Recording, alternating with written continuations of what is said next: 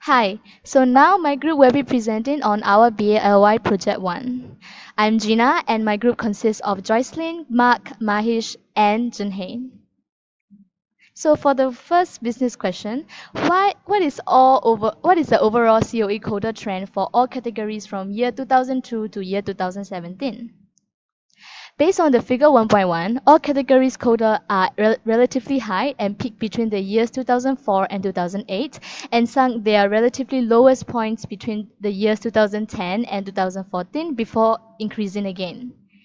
And we can also see that categories A and B quota peak in 2006 and category E quota peaked in 2005. This was due to the implementation of Euro 4 emission standards in 2005, where cars allowed emissions was reduced. And it is stated that the existing cars will not be affected by the new emission standards. However, if they do wish to renew their COE during 2005, they will have to go for an inspection in which they will fail if emission levels from their cars did not meet that of the Euro 4 emission standards. As such, this may be why the government had decided to increase quota and subsequently reduce premium to encourage those who are deciding to renew their COE to instead get a new car. Okay, for the uh, second business question, analyze the trend of the premium prices of all categories across the categories. Okay, so based on the price alone, the category which increased the most from 2002 to 2017 is category C.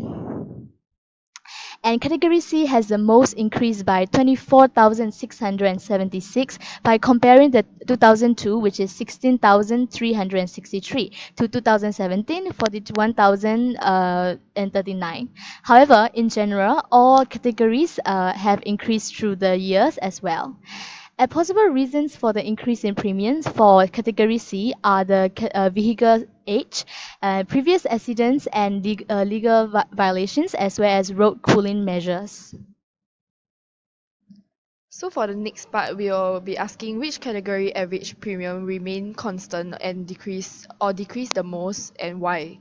So based on figure 1.3, category D, the motorcycles has remained comparatively constant as compared to other categories. Category D has increased from at least from 2002 and Y was by 6,591. So the demand for category D vehicles, the motorcycles, is relatively low and constant throughout the years, and as such, that's why the premium is also relatively constant. A few possible reasons as to why the demand for motorcycles is low is, for example, it is difficult, risky, and tedious to pass the motorcycles test, and learning most of the cyclists have to complete one lesson before moving on to the next one, and also before the 1 year preliminary test license expires. If the license has expires, they will have to retake the previous lesson. And potential motorcyclists in Singapore tend to weigh the advantages between owning a motorcycle and simply taking a public transport. Most deduce that the latter is much more cheaper and convenient, and hence choose not to own a motorcycle. And for the next question, we ask which category has the highest average premium per bid and why. So category E has the open bidding has the highest average premium per bid throughout the years, with the latest statistic released by the Land Transport Authority, the LTA, shows that the numbers of cars with engines bigger than 1.6 liters soared by 91% in the last 10 years to 278,601 at end of September. And category E is an open category which consists mainly of category B vehicles bids. So as can be observed from the graph that where the average premium for category B and E are similar. So people who want to bid for their category B vehicles will also bid in the category E to have a higher chance to get the COE they are bidding for. So this will actually lead to a steeper competition for both categories B and E, which explains why the average premium per bid is highest for category B and E. So for the next question, we are asking the business question is you would like to find out which category would have the highest chance of you bidding successfully.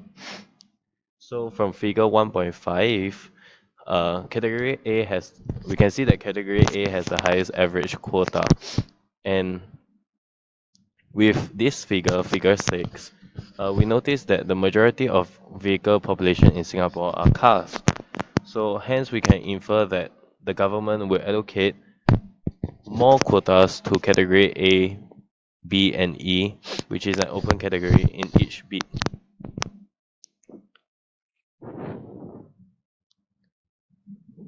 So in from figure 1.7, we can see that category A, which is the top line here, the dark red one, uh, is the majority of the car population. So hence, right, out of these three categories of A, B, and E, category A will get the most quota set aside. So for the second part, we'll be asking which category has the highest number of transactions and what is the relationship between transactions and the category's respective premium. So from here, we can see that category A has the highest number of transactions of 527, 303. Bid success is affected by the quota as quota sets a limit of bidders or bids that will be able to get the COE. So the premium price and quota have an inverse relationship, as the quota is also known as a supply. A higher supply will cause the price to be lower, and vice versa. And price will then affect the bids received, which is the demand. The lower the premium price, the higher the demand of COE. With more bids received, there will be more transactions, and hence the relationship between COE premium and bids received. Although C and D have lower premium price than A, we are not comparing them as category C consists of bus and goods carrying vehicles such as vans and lorries, which are applicable to mostly more of companies and organizations. And category D is consists of motorcycles. These two categories are bidded with lesser people as there is a smaller fraction of people in Singapore that use these vehicles, and therefore, although category D has the cheapest price, it did not receive the most success. So now I'll be presenting about business question 4, which is task 3.3. The question is that you would like to find out which quarter is the best for COE bidding. So from the graph, figure 1.9, quarter 1 has actually the lowest average COE premium of 29,474 for the years 2002 to 2017. Quarter 1 is the best for COE bidding as it has the lowest average COE premium among the 4 quarters. Since even though it's not by a substantial amount, since COE is the premium is actually lowest in quarter 1, it's actually the best for consumers to bid for COE premium in quarter 1 as they will be charged lesser in the event of successful bidding.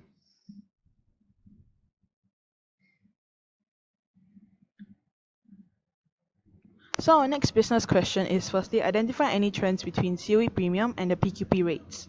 Then compare the bids received against the PQP rates and weigh the options of securing one's ability to drive against that of foregoing paying PQP entirely and choosing to buy a new car and compete with the many others who are also bidding for the license to drive. So now comparing the PQP of category A and B to the COE premiums. So when there is an increase in COE in the current month, it will be reflected in the PQP of the following 3 months, since that particular month in which the COE increased will be used in the computation of the PQP in the next 3 months. The difference in values between COE premium and PQP in any month ranges between 1,000 to 15,000, and the difference is constantly fluctuating.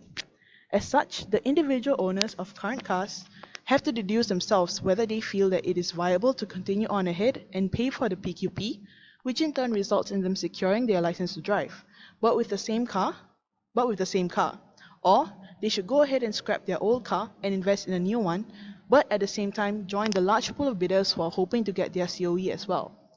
One thing that current car owners must note is that the competition of bids received is high, especially when the COE prices are low. As such, if they do decide to buy a new car and bid for COE, they might not be successful. Hence, they are risking the chance of not being able to drive for an undetermined period of time, on top of having to bear the excessive cost of buying a new car. However, ultimately, the final decision lies with the current owners. The analysis as a guide. This analysis serves as a guide and is hence up to the current car owners what they would like to do with the information that we've provided. So for task 3.5, our business question is to state any interesting insights between the COE quota and premium. So the question is, what is the relationship between quota and premium, and why is there such a relationship? As you can see from figure 1.11, a decrease in quota caused the COE premium to increase. This is because there is a steeper competition. Since there is less quota, the bid for COE premium will be pricier as the demand of COE stays the same while the supply, in this case the quota, will decrease. The decrease in quota is due to the LTA trying to reduce the number of cars on the road to reduce both environmental and traffic pollution and encourage more people to take public transport. Vice versa, an increase in quota will result in the price of COE premium decreasing as there is increase in supply while the demand remains the same. The competition is less steep and the bid price for COE premium will decrease. So for task 3.6, we have a proposed business question. Analyze how the government has budgeted and how much they have spent over the years for road work programs and find any possible relations between the expenditure and the quota. So for the proposed solution, through the past decades or so, the government has implemented many various road work and transport projects and goals, with the main aim of improving the transportation by making Singapore more connected. Such projects include the building of various expressway and highways, like the Kallang Expressway and the Paya Lebar Expressway. With this focus, the expenditure of the improving road works, the government has hence taken a more primary role in encouraging vehicle ownership through the development of roads. So with that, we have end our presentation. Thank you.